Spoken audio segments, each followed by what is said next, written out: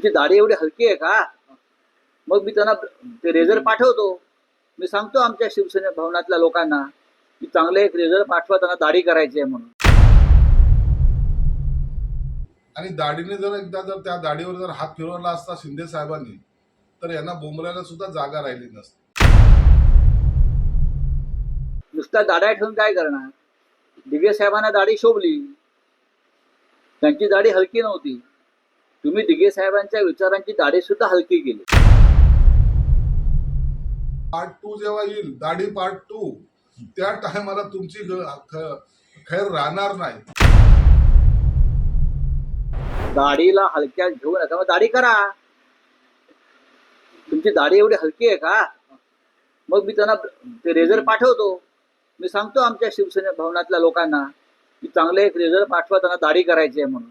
आता मुख्यमंत्री जेव्हा ते राहणार नाहीत तेव्हा त्यांच्यावरती वेळ येऊ शकते, त्यांच्या लोकांवरती. नुसत्या दाढ्या ठेवून काय करणार? दिघे साहेबांना दाढी शोभली, त्यांची दाढी हलकी नव्हती. तुम्ही दिघे साहेबांच्या विचारांची दाढी सुद्धा हलकी केली. दाढी काय घेऊन बसला? हा, दाढी फक्त छत्रपती शिवाजी महाराजांना शोभली. बाकीच्या दाढ्या औरंगजेबाला होत्या. तुमची दाढी औरंगजेबाची आणि अफजल खानाची दाढी आहे, जे महाराष्ट्रावर चाल करून आली. संजय राऊतला चांगल्या प्रकारे एकनाथ शिंदे साहेबांच्या दाढीची कल्पना आलेली आहे.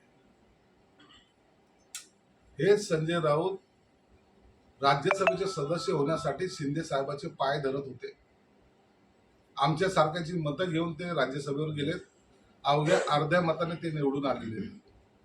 आणि दाढीने जर एकदा जर त्या दाढीवर जर हात फिरवला असता शिंदे साहेबांनी, तर यांना बोंबलायला सुद्धा जागा राहिली नसती. ती खरं तर शिंदे साहेबांची झालेली चूक आहे. म्हणून तुम्ही कालही बोललो, दाढीला हलक्यात घेऊ नका.